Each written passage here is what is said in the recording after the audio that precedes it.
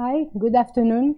It's nice to be here again with you in this event.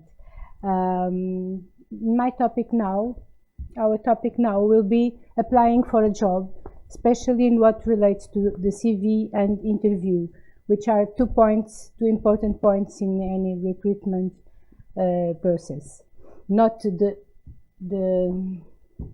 not the whole important points, but two important points. Maybe you will find some differences regarding what you have in your country, maybe not. This and it's even though it's important to talk about it in order to allow you to be more confident when applying in Portugal, when writing your CV or when preparing for interview.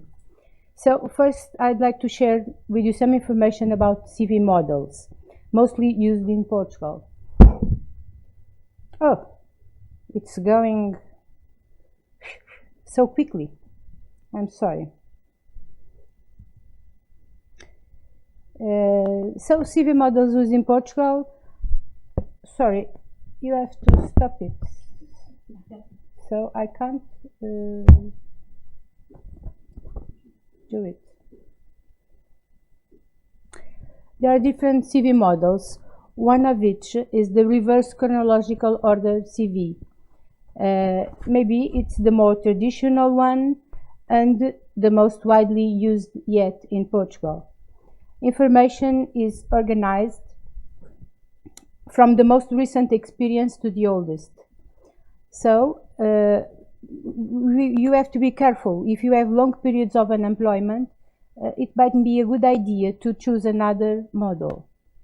A functional CV model may be a good alternative.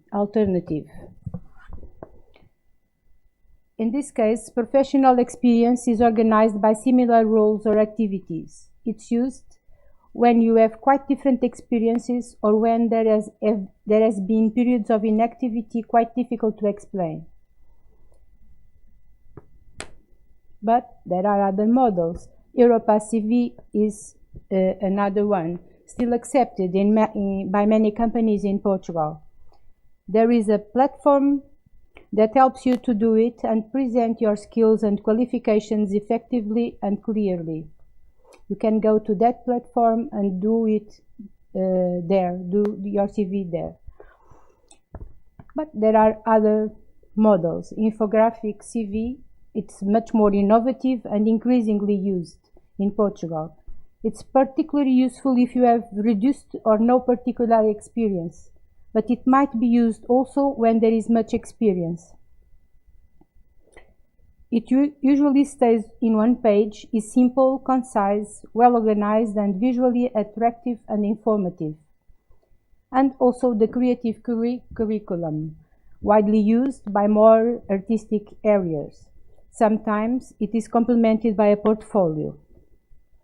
To stand out from the crowd, it might be a good option to try a creative CV also.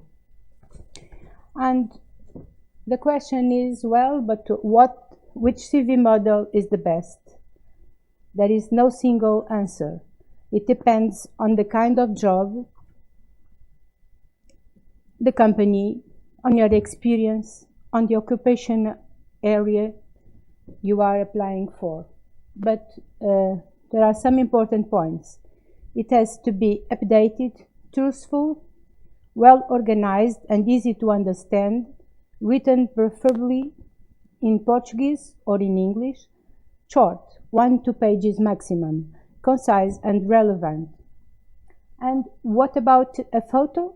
Yes, we would recommend it, but it must be a passport-sized photo, updated and sober.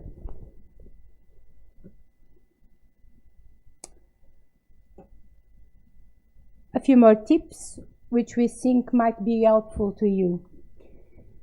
If you are applying internationally, when you are adding your phone number, please don't forget to include your international code, otherwise employers might not be able to reach you.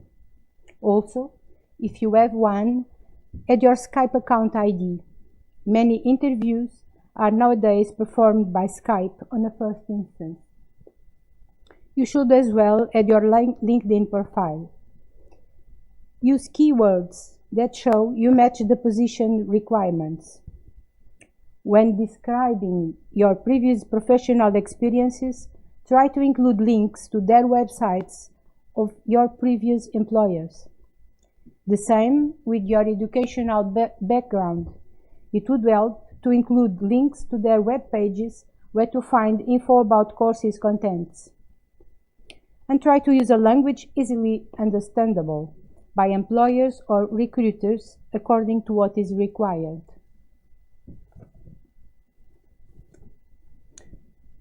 And what about the cover letter?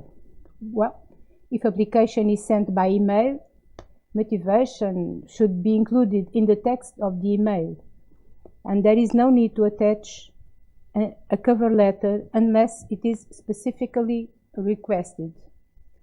And remember, your text must be short and specific for each employer and job.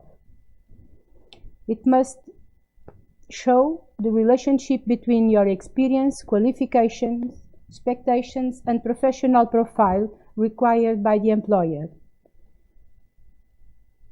And it would be nice if it could show clearly if you are the best choice, you match the requirements of employer. Remember, there is no need to send copies of diplomas or qualifications with your application unless it is specifically requested.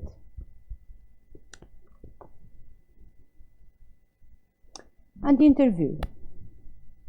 Interview is also a critical step in the recruitment process, since interview is where you get a chance to market yourself, demonstrate your value, and explain you are the ideal candidate for the job. So it's useful to prepare and to plan your interview. Find out as much as you can about the post, employer, and the activity sector, and think about your most positive points to perform the function.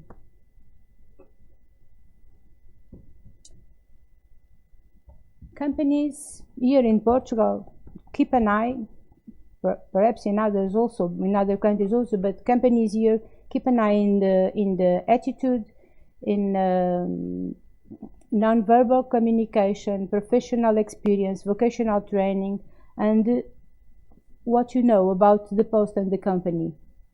So be aware of your body language and facial expressions, gestures, and behavior. Handshake and eye contact are appreciated and a source of information. A firm handshake and comfortable looking in the eyes are expressions of confidence and sincerity. Behave in a natural way, be calm and friendly. This time, to the interview, you should take with you copies of the curriculum, diplomas, evidence of past experience, and recommendations of former employers and other documents that you consider useful. And don't forget to be punctual. Be on time, and remember, a careful personal appearance may be important too. There are different stages in the recruitment and selection process.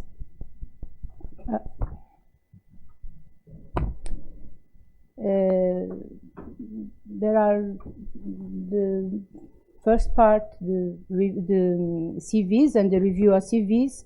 There are usually a pre-interview by telephone, and next phase, the formal interview, may be presential or not, and it's usual, especially with the big companies, to use psychometric testing and written exercises or group exercises. The important point here, to increase your chances of being successful, is to make sure you apply your best efforts at each stage of the process. And that's all. Thank you for your attention, and good luck when applying in Portugal. Thank you.